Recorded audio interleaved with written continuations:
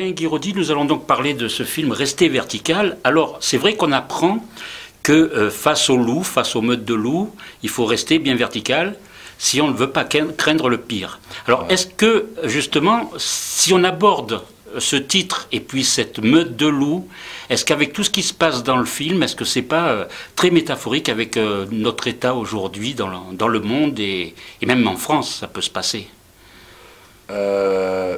Quand on parle des SDF, quand on parle des situations que l'on voit dans le film, ouais. Est-ce qu'on ne peut pas comparer justement ces meutes de loups et ce loup, pour rester vertical, il faut toujours rester droit? Ah oui, c'est ça. Après, vous avez pensé à ça ou pas? Je fais pas de corrélation entre les meutes la meute de loups et les SDF non plus. Voilà, c'est ce que je voulais. Voilà, je ne voulais pas non plus. Donc, comment dirais-je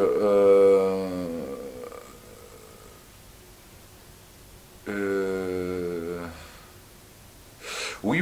Enfin, après, comment dire, est-ce qu'il faut y voir ouais, de toute façon, je pars de la réalité sociale, je pars de la réalité il y a beaucoup de ce qui m'entoure, du monde tel qu'il m'entoure. Après, j'essaie d'en faire un peu autre chose, de livrer une vision du monde qui m'est personnelle et qui m'est...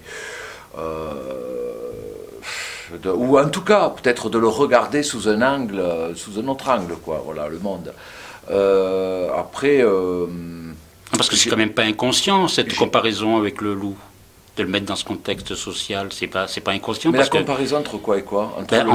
Entre notre monde, c'est-à-dire des meutes de loups, il y en a partout. Ouais. Donc on est entouré de loups. Et donc le fait de rester droit, alors c'est peut-être ma lecture, mais... Ouais, non, disons que... Non, c'est qu'effectivement... Non, moi, les loups... Moi, je suis très concret, hein, c'est-à-dire les loups sont des loups, les hommes sont des hommes. Après, comment dirais-je, j'ai peut-être essayé j'ai été vers les loups... je suis parti du loup. Enfin, disons que le loup, ça m'intéresse aussi dans le sens où c'est à la fois un problème réel actuellement, c'est-à-dire le loup est revenu en France, c'est réinstallé dans des régions de France, il pose un vrai problème aux éleveurs. À tel point que même il y en a pas mal qui abandonnent, même qui arrêtent le métier. Et en même temps, ce loup, c'est l'animal, l'objet de tous nos fantasmes depuis très longtemps, quoi. C'est-à-dire que ça peuple les contes de fées, on est quand même entre fascination et répulsion. On a peur, ça nous fascine, ça nous fait peur, et on est même dans la Bible, finalement, le loup est présent, quoi. Et j'ai essayé de renouer avec toute cette mythologie-là, quoi, voilà, sur le loup. Et après, il n'empêche que, effectivement, l'enjeu du héros principal, c'est même dans la déchéance la plus noire, il arrive à se redresser et à retrouver de la dignité et à se remettre debout, quoi. Voilà, et à se remettre debout d'ailleurs en allant justement chercher, en allant trouver le loup, quoi. Voilà, je vais essayer de pas trop dévoiler. Alors le film est assez noir, assez sombre, on peut dire, mais en même temps il y a des notes d'humour. Justement, en parlant du loup, la première fois qu'il se rencontre avec la bergère, justement, tout de suite il y a une phrase de dialogue qui dit est-ce que tu as déjà vu le loup? Et en même temps, ils vont tout de suite après avoir un petit toucher. Ouais, voilà. Après, donc, ça, c'est volontaire, ça. C'est de l'humour volontaire ou c'est pour jouer avec le... Oui, on y pense nécessairement. Quoi. Oui. Voilà. Après, le loup, c'est l'animal que... Non, elle l'a vu puisqu'elle a déjà eu 2 enfants. Toujours pareil, quoi. Voilà, c'est ça.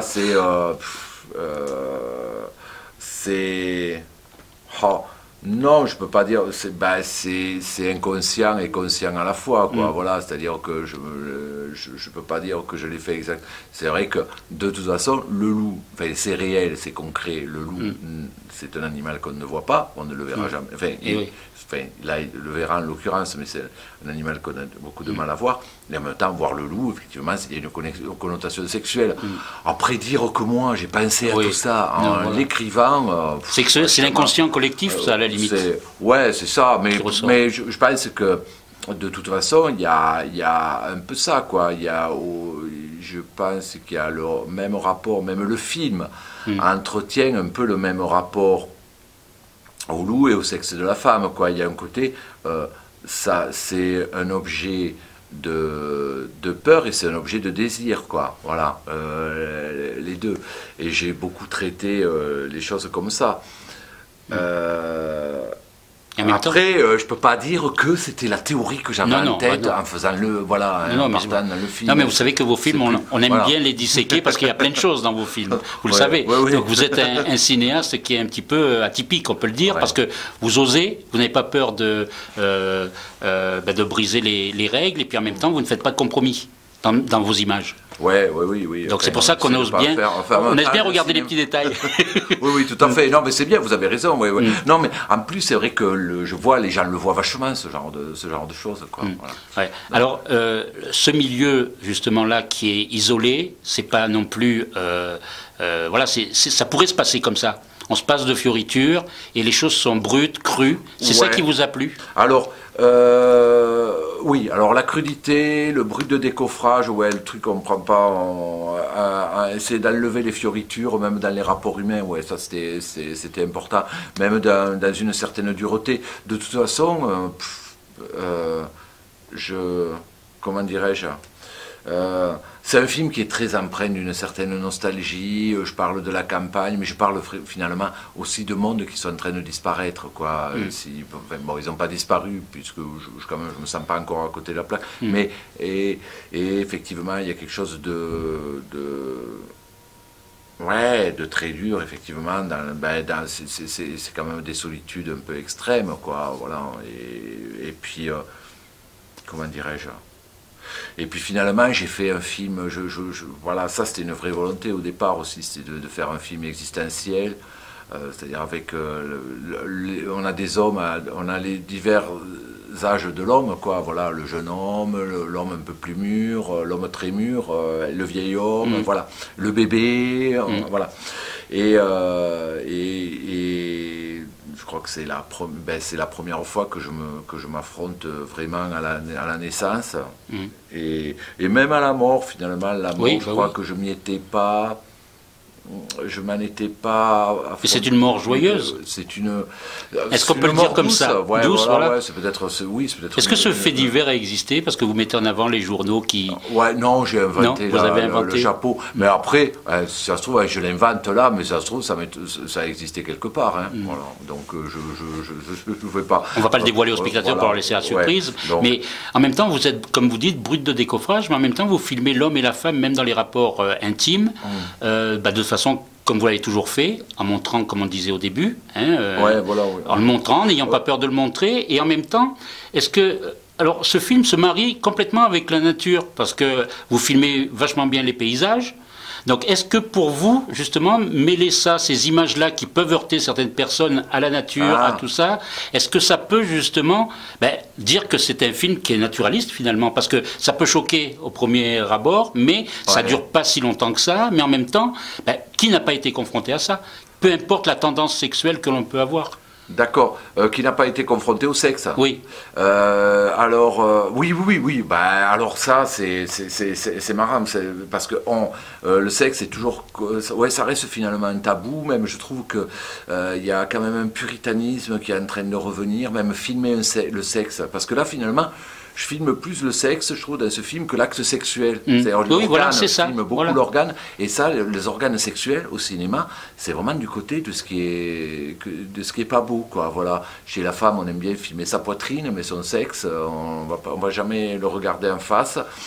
Et ça c'était un vrai enjeu du truc, du film. Et puis même de sortir ça de son statut de ce qui est du côté du sale, du côté du vulgaire, du côté du grossier, quoi. Voilà. Non, je veux dire, c'est un sexe. Non, c'est le côté naturel. Et c'est pour ça que je dis naturaliste, parce que ça peut. Oui, tout à fait. Et même la c'est naissance. pas mal le terme de naturaliste. En plus, c'est vrai que je l'ai pensé même d'une façon naturaliste. J'aime bien même l'idée du naturalisme au sens où Flaubert en parlait. Flaubert, il disait ce qu'il y a de plus beau, de plus noble en matière d'art, c'est pas de faire rire ou pleurer, mais c'est d'agir à la façon de la nature, c'est de faire rêver.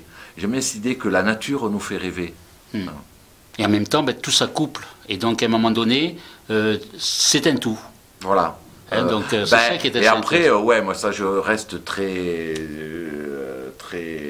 ah ouais, ça c'est super important pour moi, même d'inscrire les gens les personnages dans leur environnement naturel, quoi. Et est-ce que vous pensez qu'il faut être ouvert pour voir vos films? Qu'est-ce que vous diriez peut-être aux personnes qui pourraient être choquées par ça? Parce que finalement, je prends un peu mon exemple. C'est vrai qu'il y a quelques années, je pouvais être choqué par ce genre de scène. Aujourd'hui, je ne le suis plus. Donc c'est vrai que vous avez contribué peut-être avec votre cinéma à ça. Mais le spectateur qui tout de suite n'est pas prévenu, est-ce que vous pensez qu'il faut le prévenir, le spectateur? Alors ça, j'en sais rien du tout. Vous savez pas? Je sais pas du tout. C'est-à-dire que, ouais, je sais pas du tout. Je sais même pas, même sur les interdictions, par exemple, au moins de 16 ans. Il n'est pas interdit, là Je crois qu'il y a une interdiction au moins de 16. Ouais. C'est moins de 12. Oui, moins de 16, il y a le distributeur qui est là. Mais voilà, c'est une interdiction moins de 12. Et je trouve qu'effectivement, je me dis, à partir de 12 ans, on peut voir un film comme ça, quoi. Voilà. Mais c'est marrant parce que sur l'Inconnu du lac, qui avait été interdit au moins de 16, je comprenais très bien l'interdiction. Alors qu'on me dit non, mais ça peut se voir. Après, est-ce qu'il faut prévenir les gens? Est-ce qu'il faut... Je pense qu'effectivement, quand on se prend un accouchement comme ça... Oui, parce que c'est rare de le voir de cette façon-là. On ne le voit pas souvent. Non, c'est très rare. Finalement, j'ai l'impression que c'est ça la vraie scène qui est un peu choc, parce qu'on se retrouve d'un coup face à quelque chose, on se dit, d'abord on se dit, mais qu'est-ce que c'est? Parce que finalement, même la scène d'amour avec Marcel, je pense qu'elle ça vient tranquillement. Est amusante en plus. On voit vers quoi on va. Quoi, oui, voilà.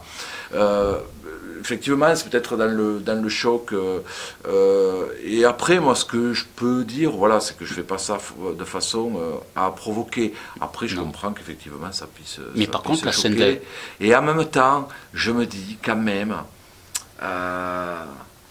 Je sais que moi, j'aime bien, quand même, en tant que spectateur, quand même, j'aime bien être aussi pris un peu. Être un peu secoué, quoi.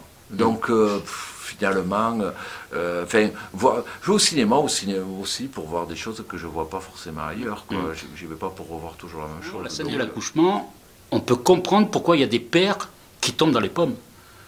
Oh non, mais ça doit être hyper violent. Mais je crois que les pères, surtout, ils voient pas, ils sont jamais. Non, mais ceux qui veulent voir, ils sont plutôt du côté de leur compagne, enfin, de la mère de l'enfant, quoi. C'est-à-dire qu'ils voient, parce que je pense que moi, je pense que c'est même à dégoûter un homme d'y revenir, quoi. Je sais pas, je veux bien croire, c'est quand même violent, En tout cas, on aime votre film parce que tout est compensé. Il y a de l'humour, il y a de la violence, il y a de la crudité, et justement le naturalisme, comme je disais au début. Et donc, en même temps, on est noyé par un flot d'images et vous nous racontez une vraie histoire en même temps. Donc c'est ça aussi. Ah oui, ça c'est important pour moi. Raconter des histoires, raconter une histoire. Raconter une histoire, c'est le plus important pour vous? C'est marrant, je reste attaché à ça, à la narration, au récit, même finalement, même si je ne travaille pas en pensant plot, en pensant climax, quoi, quand même, il y a toujours ça, quoi, quelque part. Et vous n'êtes pas comme le personnage principal du film, un scénariste qui avait des pages blanches. Non, mais je me dis que ça. Voilà, je me le dis des fois que ça arrivera, comment ça va se passer le jour. Est-ce que ça peut arriver un jour que j'ai plus envie de ça, que j'ai plus envie d'écrire? C'est vrai que c'est parti aussi de ça. Oui, c'est une interrogation sur l'avenir que vous posez déjà. Je pense que... Enfin, non, je ne peux pas dire que j'ai l'angoisse de la page blanche, mais et si un jour ça m'arrive, si j'ai plus envie, si j'ai plus d'idées, voilà. Et je pense que c'est plus une question d'envie, si j'ai plus envie. Je pense que Léo n'est pas en panne d'inspiration, c'est qu'il n'a plus envie, il n'a pas envie de tout ça, il a envie il a envie de rien foutre. C'est pas mal, des fois aussi, de rien foutre. Oui, ça repose. En tout cas, Alain Guiraudy, je vous remercie pour ce nouveau film. Et donc, il sort le 24 août. Voilà, c'est bien ça. Le 24 août, Et donc, continuez, parce que c'est vrai que nous, on prend un vrai plaisir quand même à voir ces histoires qui sont différentes, on peut le dire. Et la façon dont vous filmez, eh bien, nous réjouit à chaque fois. Et à chaque fois, on est surpris, pour revenir à ce que vous disiez tout à l'heure. Voilà, donc on va au cinéma, au moins on sait qu'on va découvrir des choses inhabituelles. Voilà, si je continue à surprendre mon monde, c'est bien. Voilà. Merci beaucoup. Merci à vous. Et restons vertical, quoi qu'il arrive. Et restons vertical, c'est pas mal, Voilà. Merci.